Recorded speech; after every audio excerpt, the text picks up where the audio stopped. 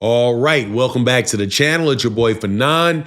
And in this video, man, big news out of New York City as investigations are going on into an event put on by Ring Magazine, Box Raw, Turki Al-Sheikh, who owns Ring, and Coach Calvin Ford of Gervonta Davis camp fame, and many other people were interviewed for an article. Man, it's some drama going down and some real shady behavior. Let's talk about that.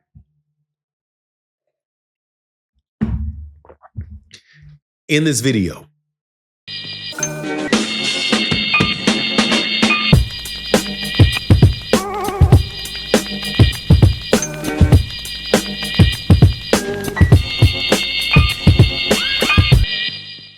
All right, welcome back. It's your boy Fanon.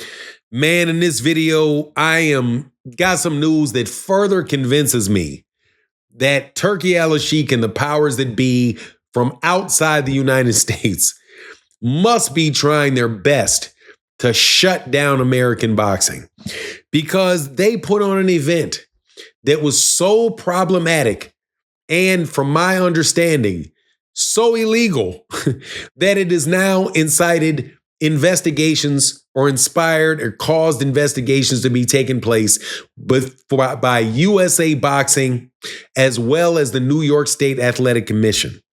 What are we talking about? Talking about a dog. I forget what the title was. It was called Dog City, New York, a proving ground. It was held on Friday, July 11th at 4 p.m. Eastern, and it was for free entry. Now, what was advertised for the fighters was that the fighters were going to be able to fight to get on the undercard of the Terrence Crawford-Canelo Alvarez fight. An absolutely stupid idea, because who cares? But I understand now why, because the environment that they set in that particular event was crazy. So what am I talking about?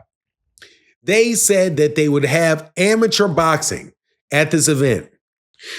Huge problems occurred as there were issues with mismatched fighters.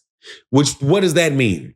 It means that there were guys, for example, a person, I won't give the name out, who was had 17 or 18 professional fights, had 17 knockouts, and 1 loss in his career. And he was a very avoided fighter at a certain club level, right? Couldn't get a fight to get him an opportunity to get to the next level. So he comes down to the Turki Al-Sheikh event, the Box Raw event, the Ring Magazine event, to get in there and show what he can do in sparring. And as a result, gets in the ring with a guy, his last name Solis, who was an amateur who had less than 10 amateur fights.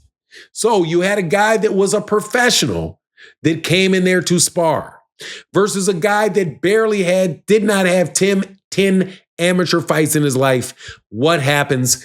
You let your imagination swing. It's kind of like, where you look at a guy who's sits on the end of the bench for the NBA and you think, okay, this is a garbage basketball player.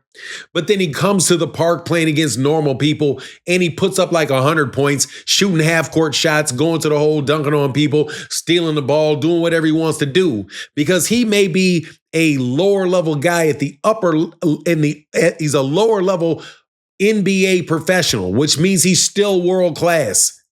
So is a guy that's 18-0 with 17 knockouts, even though he may not be able to beat Gervonta Davis or go 5 rounds with Gervonta. But if he was to get in there with a guy that had barely ever been in a ring, he might kill a guy.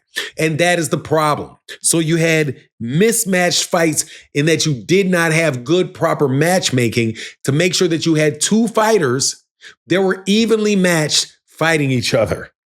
Also, there was no referee. So you wound up having guys that were sparring, literally wobbling around the ring, falling all over the ring, and there was no referee to break them up, to stop them, to say, hold up. There was no medical, my understanding is, according to this article, there was no medical professionals there. There was only one lady that walked around with like an EMT shirt on. But when fighters were getting knocked out and stopped, there was no medical attention from them. Some fighters had trainers. Other fighters didn't have trainers. Some people knew that thought they were going in there just for a sparring match. While they got in there with the guy that was going in there and had been incentivized to go in there and fight. And that's what Calvin Ford was saying. Calvin Ford had a fighter in there. This is what he said in the article. He said he had a young fighter that he took there and convinced not to go into the sparring because of who they were trying to match him up with and saying, no, you're not ready for that. We're not trying to get your hurt up in here. So what does that mean? Why do I say that this is Turki Al-Sheikh? This is what you get when you have a ridiculously wealthy egomaniac who honestly, I do believe, thinks that he is the biggest attraction in the sport of boxing. And it's all about how brutal the fights can be around him and around the friends that he circulates with. To have this happen is a very, very scary, scary situation because there were just 2 Japanese fighters on a smaller card in Japan that had recently died.